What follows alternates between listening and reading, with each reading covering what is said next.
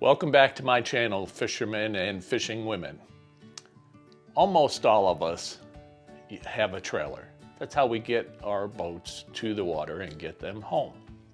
Well, out of all those people that own TwinTroller X10 boats, the majority of those also have a factory-produced trailer that's made specifically for the TwinTroller. Now, a few people have done some things different, but the majority of them are the trailer that came from Freedom Electric Marine when we bought our boats. Recently found out that there is a difference between some of those factory trailers from year to year, and all of them require maintenance. So come on with me, find out what subtle differences there are and what kind of maintenance you need to be doing to that trailer. Hi, my name's Gerry, and I'm a TwinTroller boat owner.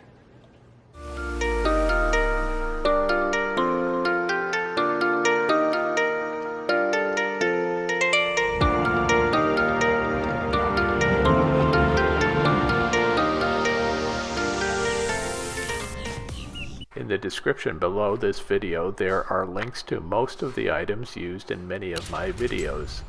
They are there so you can locate them in case you are interested.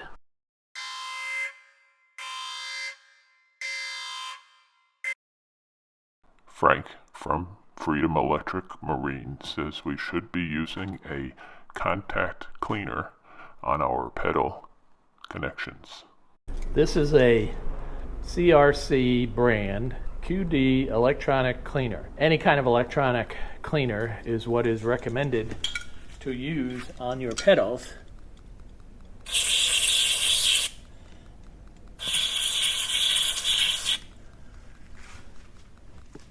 As well as to use on your connectors.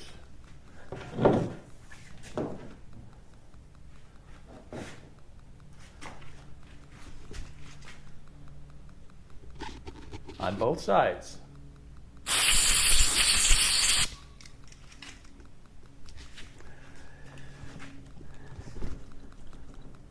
That's all it takes. And according to Frank, and Freedom Electric Marine recommends that we do this. So I've started to do it. I've not had problems in the past, but it's probably a good idea that we do this.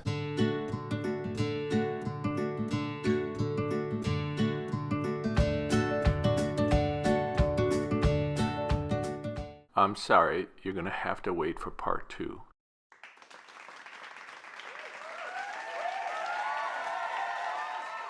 What are some issues that can come up with a trailer? Well, your wiring.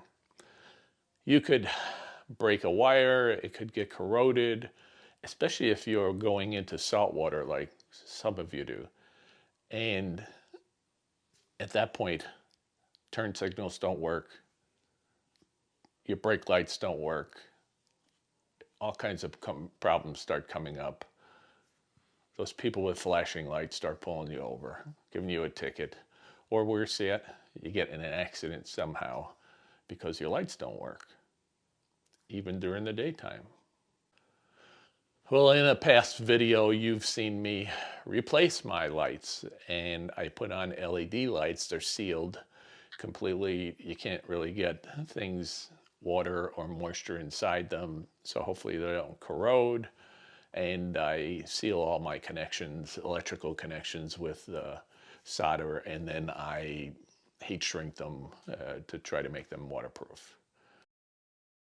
The trailer is vibrating as it goes down the road, so occasionally you need to go around and check your nuts and bolts all the way around, just to make sure that things haven't vibrated loose. The bearing buddies, by design, you replace the dust cap on the front of the hub, and that's where the bearing buddy goes. It's a spring-loaded mechanism. So you pump grease in there and you actually back up the spring, and it continues to push grease into the bearings, and actually it oozes out, if it has to, on the inside underneath the boat, on the inside of the hub. and it continues under that pressure. So if you back the boat into the water, that continued pressure keeps the water pushed out of the hub. At least that's the way how it works in theory. If you use just the ZERK fittings, I'm sure they'll work, but you got to kind of keep an eye on them to make sure that you continue to put some grease in it, because you don't know what condition they're in. The bearing buddies that I purchased, you can tell by looking at them if they need grease or not, because that spring-loaded mechanism starts to move as it uses up some of the grease. Now I have a dust cap over that. It's called a bearing buddy bra. That keeps any dirt and dust and things like that from, I guess, getting into the bearing buddy system. So all I have to do is pull that bra off and look, and then I can tell whether or not I need to put more grease in because it's starting to get low. Either system that you use, whether you use just the ZERK fittings or the bearing buddies, you have to make sure that the entire hub assembly is filled with grease. So there's a bearing on the outside, there's a bearing on the inside, and then there's a void in the middle. Empty. It's a hollow tube. You need to fill that all the way so that as you put grease in, it pushes through one bearing, then through the void, and then through the other bearing. Otherwise, you're only treating one half of the bearings. How do you know that you have that entire assembly filled with grease? Well, if you pulled the hub off to check your bearings at some point, you can hand pack some grease inside there, and then when you slide it back in the hub, it will squish around and you'll know that you got it pretty much full. If you've used a grease gun very much at all, you can tell by the back pressure as you squeeze that you are getting resistance, and it's likely at that point full. And in a case of a bearing buddy, if I'm putting it in the front, if you really did push in the inside of the hub, the side that's basically underneath the boat, you would see a little bit of the grease starting to ooze out there. You can just wipe that off, but you're not gonna keep pushing it until it starts squirting out in large volume, just so that you know the grease has made it all the way to the inside. Let me tell you something that I need to do that I haven't, and after 5 years I'm kind of been lazy on this issue. One of these days I need to do that, and I'm saying this in case you trailer a lot, which I don't.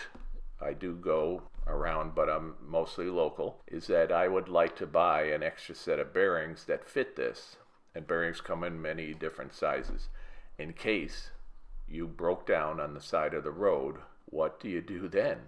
If you don't have another set of bearings to put in, you would have to guess at the right size, somehow get to the place where you can buy them, and then on the side of the road or wherever you are, jack the trailer up, pull the hub, all that grease, put a bearing in that, and then put it all back together.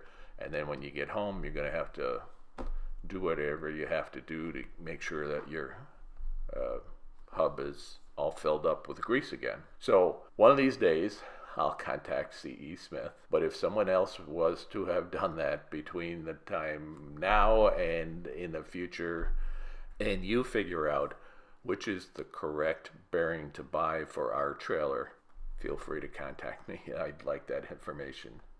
John, thanks for bringing up this issue. There are probably people that never think about that aspect of maintenance on the trailer, and I suppose we all need to really do that.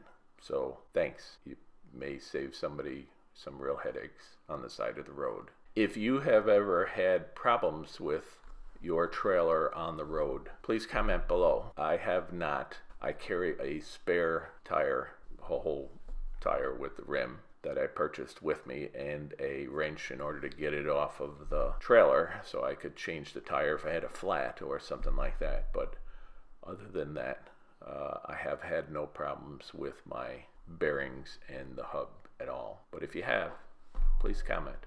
We'd like to know. Don't forget to subscribe if you haven't already, or push that bell below there, or you can give me a thumbs up or share this with a friend. And you can even leave some comments or questions down below. Thanks for watching. Bye now.